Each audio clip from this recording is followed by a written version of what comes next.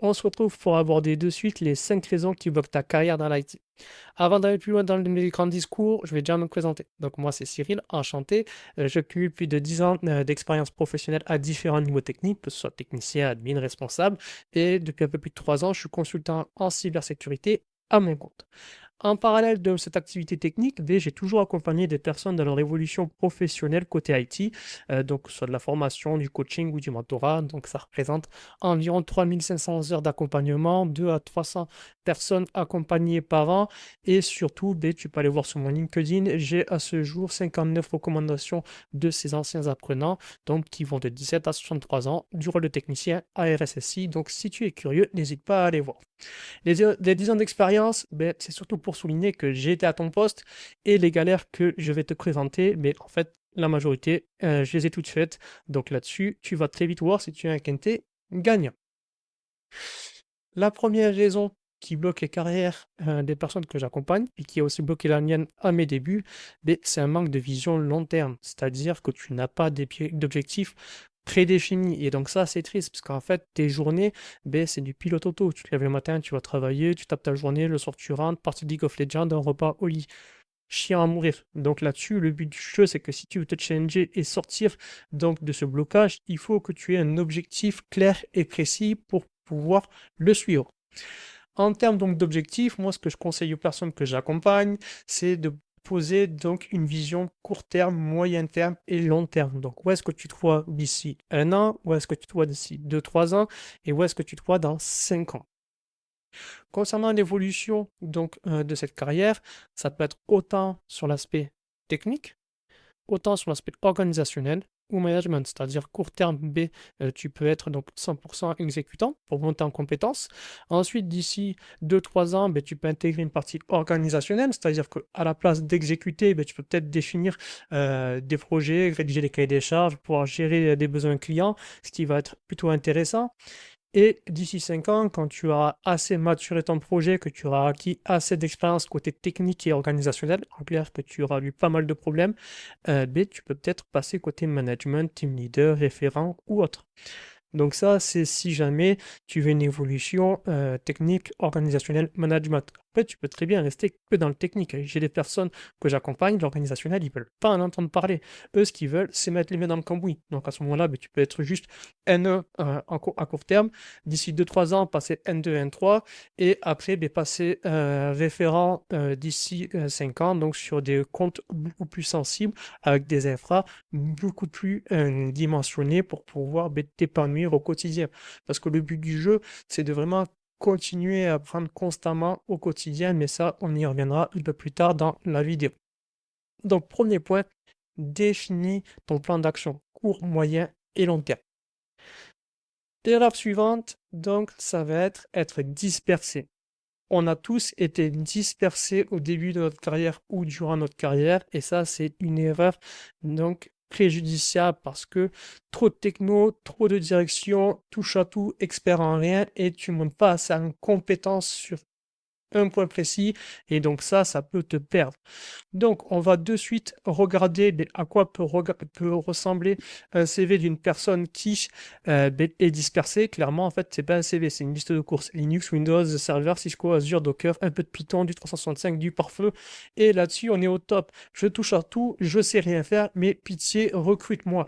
Donc ça, ce n'est pas possible, d'accord? Il faut que tu te poses et que tu identifies où est-ce que tu as une plus-value à apporter et que tu restes focus sur cette plus-value. Moi, par exemple, au niveau de mon CV, je suis un ancien sysadmin Windows. Donc, en fait, tout simplement, j'ai ciblé Windows 365 et Azure, qui sont mes compétences primaires, où j'ai vraiment une plus-value sur mon CV. Et après, j'ai posé une approche un peu plus organisationnelle, donc tout ce qui va être pédagogie, chefferie de projet, ou alors structure organisationnelle en cybersécurité. Moi, de base, j'ai toujours été bon en organisationnel. Donc, c'est vrai que c'est une partie vers laquelle je me suis dirigé en me lançant en tant qu'indépendant. Cette liste de compétences, en fait, va être complétée sur ton CV par la mise en œuvre de celle-ci. Donc, en clair, là, on peut voir une mention sur mon CV, administration du système d'information, notamment étant 365 et Azure, gestion de sauvegarde avec Vim, etc., etc. En clair, c'est comment est-ce que j'applique ces compétences côté métier et quelle plus-value je t'apporte. Donc ça, c'est extrêmement appréciable parce qu'en fait, les RH, elles ne se posent pas 50 000 questions. Elles savent, OK, Cyril, sysadmin Windows, et il fait ça, ce descriptif de mission match avec ce que je recherche, donc je peux y aller. Ça, là-dessus, focus une techno ou un environnement où tu es vraiment à l'aise et maximise ton temps dessus parce que c'est là où tu vas le plus te rentabiliser. Donc, touche à tout, expert en rien. Donc, ça, je l'ai déjà dit et j'ai spoil la fin de ce conseil. Donc, avec l'action, choisis une spécialité. Donc, là-dessus, ben, tu fais le point sur ce que tu fais déjà bien, ce qui te plaît aussi, parce que le tout, c'est pas d'avoir des tâches qui ne te procurent pas de joie, entre guillemets. C'est vraiment que tu puisses kiffer tes journées. Et donc, ça, là-dessus, il faut que ce soit bénéfique. Et surtout, mais une tâche qui paye bien pour pouvoir maximiser ton insertion professionnel. Donc ça, si jamais tu ne sais pas trop comment l'identifier, mais tu peux aller voir sur les offres d'emploi, tu catégorises, tu tapes informatique, cybersécurité par exemple, et tu regardes un petit peu toutes les compétences récurrentes qu'il peut y avoir dedans, et après tu croises les salaires en fonction de là où tu te situes, et tu auras déjà une petite visu de ce qui peut être intéressant pour toi.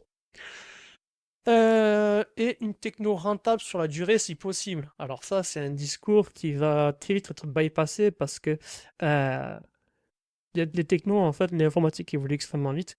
Il y a des technos qui deviennent très vite obsolètes. Et le but du jeu, c'est pas que tu prennes le temps de monter sur une techno qui va s'écrouler. Après, tu as des technos comme les ZOS de IBM, sur lesquels, en fait, sont des OS sur lesquels reposent les serveurs du secteur bancaire. C'est de la techno, c'est aussi vieux que moi, mais ça refait toujours x2 et ça paye toujours x2. Donc ça, là-dessus, ça peut être très intéressant de monter en compétence là, parce que c'est un besoin très recherché depuis pas mal d'années et qui va encore avoir des beaux jours devant lui. Mais tout ça pour te dire, prends une techno que tu peux amortir sur la durée et pars pas dans une niche que le marché ne recherche pas parce que le temps, c'est de l'argent. Et là-dessus, ben, tu risques de ne pas pouvoir capitaliser sur tes choix. Donc, erreur numéro 1, donc ne pas avoir de plan d'action. Erreur numéro 2, être dispersé.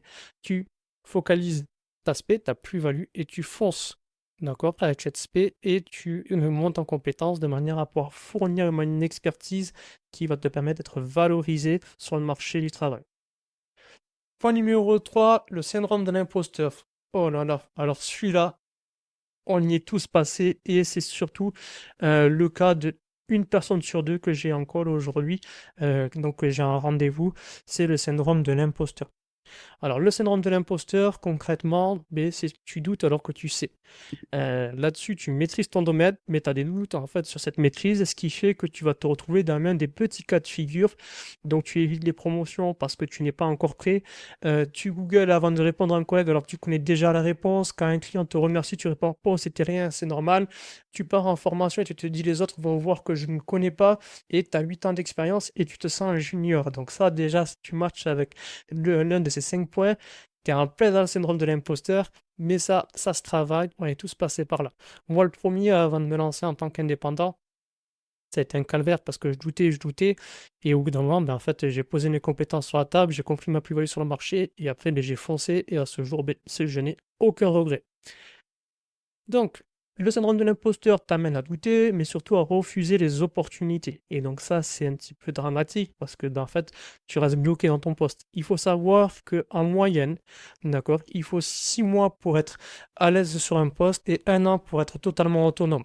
Passer cette année donc sur ton poste, ben, en fait, c'est qu'une récurrence. Il n'y a rien de nouveau, tu tournes en rond, c'est un petit peu le poisson rouge dans son bocal. Donc ça, c'est un petit peu compliqué.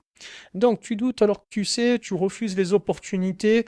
Et maintenant, le but du jeu, pour pouvoir contrer ce syndrome de l'imposteur, ben, il faut que tu rédiges une liste des actions que tu as tout simplement réussies.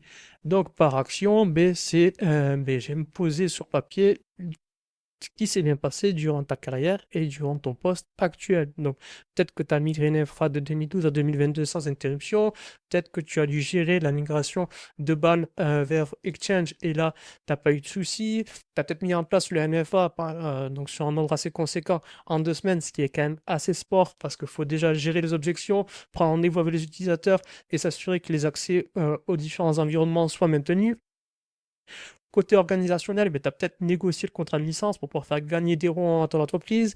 Tu as évité un downtime estimé donc à 50K par jour, c'est-à-dire une rupture d'activité qui peut très vite saccager la trésorerie de ton entreprise. Et sinon, ben, plus sur le format accompagnement, ben, tu es très volontaire, tu es corporate comme on dit, et tu prends le temps donc de former tes collaborateurs pour les rendre autonomes. Tu as été référent d'un projet avec le coaching, la gestion de 6 prestataires externes. Donc ça, déjà, c'est extrêmement glorifiant et il faut que tu puisses en avoir conscience. Chaque petite action que tu fais au quotidien, ben, c'est une réussite et donc ça, il faut que tu commences à être fier de toi et fier de ce que tu réussis. Si jamais tu as un doute en fait sur tes compétences, moi ce que je recommande en fait, c'est ben, de ne pas te comparer et de ne surtout pas écouter les gens. Si tu écoutes les gens, tout le monde est parfait, tout le monde travaille bien et tout le monde rentre à 100K par mois. C'est faux. La moitié des gens sont des menteurs, voire les trois quarts. Le but du jeu, c'est les autres, ils font ce qu'ils veulent, ils mentent à tir larigot, ça, c'est pas ton problème. Par contre, toi, tu te concentres que sur ce que tu réalises et que sur tes réussites personnelles, d'accord? Parce que toi, tes réussites, elles sont factuelles. Par contre, ton collègue qui dit oui, moi, j'ai fait ceci, cela dans ma vie, on s'en fout. Fais ce que tu veux, c'est très bien. Et par contre, moi, je travaille pour moi, donc là-dessus, fais bien attention et ne te compare pas et n'écoute pas les gens, c'est parce que ça ne fera que renforcer ton syndrome de l'imposteur. Fin numéro 4. Attention, donc là, on va arriver à rester dans sa zone de confort. Donc, rester dans sa zone de confort, qu'est-ce que ça sous-entend? Ben, tout simplement que ben, tu pourrais faire ton boulot les yeux fermés, parce que tu le fais en fait depuis 2 ans. Tu refuses l'émission transverse parce que tu as déjà beaucoup trop à faire. En clair, tu es dans ta routine et ta routine se finit à 17h, donc c'est très bien, c'est boulot dodo parfait. Quand on te propose une formation, ben, tu réponds, j'ai pas le temps. Ton CV n'a pas bougé depuis 4 ans, même utilité, mêmes outils, même fonction, même vie, même couleur, bon, bref, enfin, même tout quoi. Et tu es en CDI depuis 5 ans dans la même boîte avec la même équipe et le même périmètre, c'est-à-dire que tu peux être dans la même boîte, il n'y a pas de souci. Par contre, généralement, il y a une évolution de fonction. Tu peux passer de technicien à admin, d'admin à référent ou d'admin à chef de projet ou autre, mais ça bouge. Il y a des vécus. Être technicien pendant 5 ans au départ, 5 ans, c'est soit tu as une zone de confort, tu veux la garder, pas de souci, d'accord, mais ça t'apporte rien en termes de plus-value sur le marché parce que tu t'enterres dans un compte avec des technos que tu maîtrises, sur un périmètre que tu maîtrises, et imaginons que, je sais pas, il y a un licenciement économique, donc une procédure de une procédure qui permet une liquidation qui est en cours, que ta boîte se fait racheter par un groupe étranger et que en fait tu deviens référent de site, c'est-à-dire que tu vas juste devenir un facteur et que tu perds ta zone de confort en fait. Il existe 15 raisons pour lesquelles en fait du jour au lendemain tu peux te retrouver sur le marché du travail, soit de manière forcée, et donc ça il faut que tu sois au courant et il faut quand même que tu puisses donc être prêt à challenger le marché pour pouvoir ben, affronter tout type de cas de figure parce que tu peux très bien passer de 45K à chômage et pas de poste pendant 1 an et demi parce que c'est ce que j'ai en appel lors de mes coachings. Donc là-dessus, fais très attention parce qu'une carrière n'est jamais maîtrisée de bout en bout et il faut pouvoir être prêt à rebondir. Donc tu restes dans ta zone de confort, mais bon, le confort, c'est pas la stabilité, puisqu'il y a différentes cas de figure que je viens de t'évoquer, et le vrai risque, donc, c'est l'immobilisme. Le but, donc, en clair, c'est que en France, en moyenne, tu as 4% d'augmentation par an. En clair, bon, ben, c'est le prix du coût de la vie qui augmente un petit peu, donc tu prends ton petit pourcentage et tu restes là. Si jamais tu changes de poste, donc tu changes d'entreprise de A pour aller vers B, en moyenne, tu prends entre 9 et 10%. Donc là, les pourcentages ne te disent rien, mais en dessous, en fait, je te fais un très bref calcul. Si tu changes de poste, donc imaginons, tu es à 30K actuellement, tu changes de poste, donc ça te fait gagner 10%, donc tu passes à 33, ça te fait un peu plus de 3 000 € par an, et sur 10 ans, ça te fait 30 000 €. 30 000 €, ben en fait, c'est sûrement de quoi t'acheter une belle voiture, c'est de quoi avoir un bel apport pour pouvoir t'acheter ton bien immo, que ce soit une maison ou un appartement, te payer de belles vacances ou tout simplement pouvoir te sécuriser.